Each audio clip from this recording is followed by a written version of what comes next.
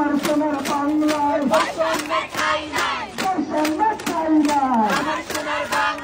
আমার সোনার বাংলায় আমাকে বলে আসছি আজকে যদি মরে যায় আমার রাষ্ট্র না তুলে প্রয়োজনে শহীদ হবো, কিন্তু সংস্কার করে তবেই করে ফিরবো ইনশাল্লাহ। আমরা নারী শিক্ষার্থীরা কেউ ঘরে বসে থাকবো না, সবাই বের হয়ে আসবে। ন্যাশনাল ঢাকা কলেজ বিশ্ববিদ্যালয় এখন এক হয়ে যাবে। সহিংসতা ছড়িয়ে আমাদের মধ্যে ভয় ঢোকানোর চেষ্টা করছে, কিন্তু এটা হবে না, বৃথা যাবে। 17, 18, 19 জুলাই 2024 বাংলাদেশে যা হয়েছে বাংলার ইতিহাসে এমন আর হয় নাই। রক্তে লাল হয়ে গেছিল বাংলাদেশ। ওই দিনগুলো ছিল যেন স্বপ্নের মতো। ইতিহাস হয়ে থাকবে ওই দিনগুলো। এই আন্দোলন নিয়ে অনেক ভাইরাল ডায়লগ রয়েছে, যেগুলো নিয়ে আজকের ভিডিও। এই ডায়লগগুলো যদি আপনি দেখেন না চাইতেও কাটতে পারেন। ডায়লগগুলো দেখলে কখন যে আপনি কেঁদে ফেলবেন বুঝতেই পারবেন না। আসলে আজকে আর আমি ইন্ট্রো দিতে পারতেছি না, কারণ এই ভিডিওগুলো দেখে আমার চোখ দিয়ে নিজের অজান্তে পানি চলে আসছিল। যাই হোক, ভিডিও শুরু করে প্রথমে রয়েছে আমি কে তুমি কে।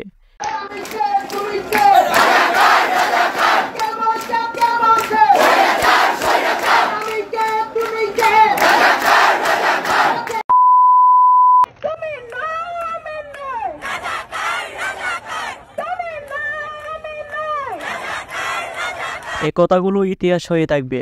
আমি 18তে আহত হয়েছিলাম, কিন্তু 24-এ আন্দোলনটা করতে হবে এবং আমার 5টা ভাইকে শহীদ হইতে হবে, তারপর আমি ঘরে ফিরে যাব। এটা হতে পারে না। আমরা সুনিশ্চিতভাবে ওনাকে বলে দিচ্ছি, সুনির্দিষ্টভাবে বলে দিচ্ছি আমাদের দাবিটা যৌক্তিক। আমরা সংস্কার চাই, আমরা বাতিলের কথা কখনো বলেছিলাম না। উনি বিরক্ত হয়ে গেলেন, বাতিল করে দিলেন, আবার কুটকে দিয়ে আবার নিয়ে আসলেন। আমার 5টা ভাইয়ের রক্ত আজকে আমার বাংলার মাটি রক্তে রঞ্জিত করছে, সেই রক্ত বৃথা যেতে দেব না। আমরা অবশ্যই প্রয়োজনে শহীদ হবো, কিন্তু সংস্কার করে তবেই করে ফিরবো ইনশাল্লাহ।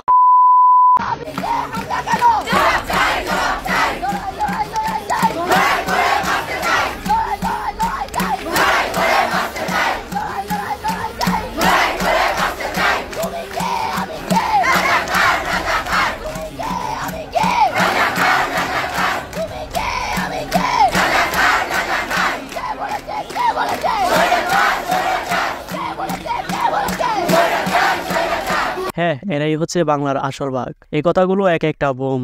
ভাইদের যেভাবে মেরেছে আমি নিজেও ইনজুরিতে আছি। আমি তারপর আজকে আন্দোলনে আসছি। আমরা কিন্তু দমে যাই না, এটা বোঝানোর জন্য যে ইনজুরি থেকে উঠে আসছে যে ঢাবির এখন পর্যন্ত কোনো আন্দোলন বৃথা যায় না। এখন পর্যন্ত বাবাকে বলে আসছি আজকে যদি মরে যায় আমার রাষ্ট্র না তুলে। আমার ছাত্র দল যখন বিজয় উল্লাস নিয়ে বের হবে, আমাকে তখন যদি বিজয় ঘোষণা করে আমার লাশ নিয়ে তারা দাফন করে। এটা বাবা থেকে বলে আসছি, এখন কি হবে সেটা পরে দেখা যাবে ইনশাআল্লাহ। মেয়েটা এই কথাগুলো দিয়ে অনেক ভাইরাল হয়েছে, তবে সেটা বিষয় না। তার কথাগুলো ছিল আগুন। বোন, তুমি চিন্তা করো না, বিজয়ের পতাকা তোমাদের হাতেই উঠবে। আমি ওবায়দুল কাদেরের কাছে একটা প্রশ্ন করতে চাই, পাল্টা প্রতিরোধ বলতে উনি কি বোঝাতে চাচ্ছেন? প্রশ্ন থাকলো ওবায়দুল কাদেরের কাছে যে আমাদের সাধারণ শিক্ষার্থীদের রক্তাক্ত করে কি তার পাল্টা প্রতিরোধ? উনি আমাদের সংস্কারের দাবিতে মানছে না কেন? আমাদের ভাই চট্টগ্রাম ওদিকে আপনি যাকে প্রশ্ন করেছেন সে কি এই প্রশ্নের উত্তর দিতে পারবে? আমার তো মনে হয় না, কারণ তার ব্রেন তো আর মাথায় নাই। দোয়া করবেন যাতে আপনাদের মতো কুলাঙ্গার সন্তানদের মুখ না লাগে।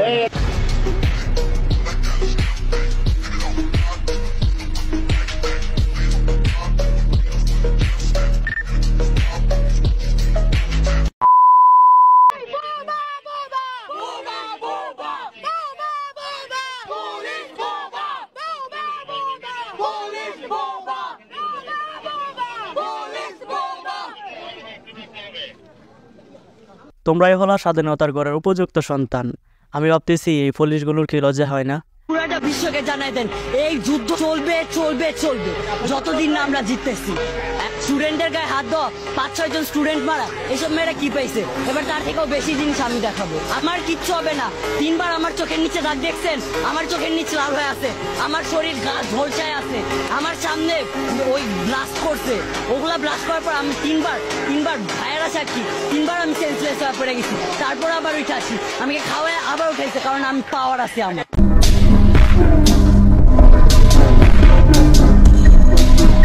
তো কথা দিচ্ছি আমি বাড়ি ফিরবো না। আমি আমার ভাইদের আমি আমার শহীদ ভাইদের রক্তের সাথে বেইমানি করবো না। এই ক্যাম্পাস ছেড়ে আমি বাড়িতে যেতে পারবো না, বাড়িতে আমি থাকতে পারবো না, আমি ঢাকা শহরে কোথাও থাকবো, কিন্তু এই ক্যাম্পাসে আমি নিরাপত্তা, আমাদেরকে বেশি নিরাপত্তা দিতে পারে নাই, প্রচুর নিরাপত্তা দিতে পারে নাই, এই জন্য ক্যাম্পাসটা ছেড়ে দিচ্ছি, ঢাকা বিশ্ববিদ্যালয়টা ছেড়ে দিচ্ছি। অনেক স্বপ্ন নিয়ে, অনেক গর্ব নিয়ে ঢাকা বিশ্ববিদ্যালয়ে আমরা এসেছিলাম প্রত্যেকটা ছাত্র। তোমরা শিওর থাকো, বিজয় তোমাদেরই নিশ্চিত। প্রথমত উনি যে বলেছেন যে এটার যৌক্তিকতা উনি দেখেন না, কেমন করে উনি এটার যৌক্তিকতা দেখেন না সেটার যৌক্তিকতা আবার আমি দেখি না।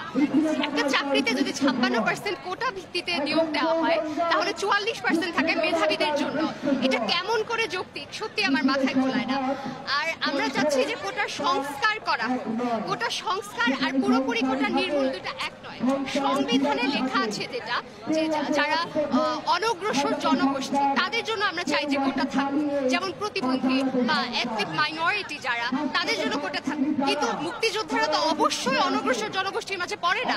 আমরা চাই সেই কোটাটা না থাকুক, নারী কোটা না থাকুক, জেলা ভিত্তিক কোটা না থাকুক। এই বোন যে কথাগুলো বলছে সেগুলো কি যুক্তি ছাড়া?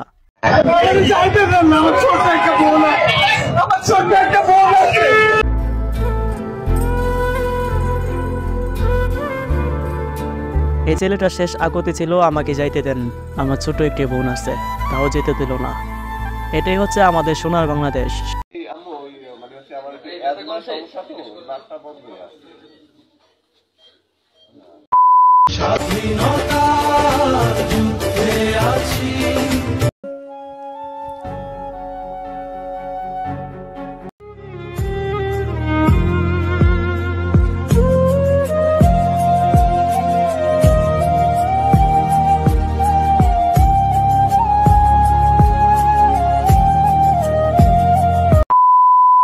আপনি কিসের প্রধানমন্ত্রী?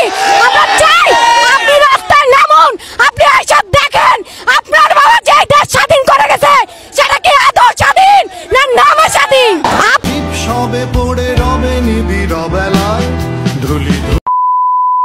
সো এই ছিল আমাদের আজকের ভিডিওটা কেমন হলো অবশ্যই জানাবেন, আর একটা সাবস্ক্রাইব করে দিন। তবে 2014, 2016, 2018 আন্দোলন করছি, কোনো ফল পাই নাই। আমাদের লিখিত দিছে, ট্রাইব্যুনাল পর্যন্ত যাওয়া হয়েছে, আমরা কোনো ফল পাই নাই। এবার মাঠে নামছি, ইনশাআল্লাহ দাবি ওদেরকে ছাড়বো।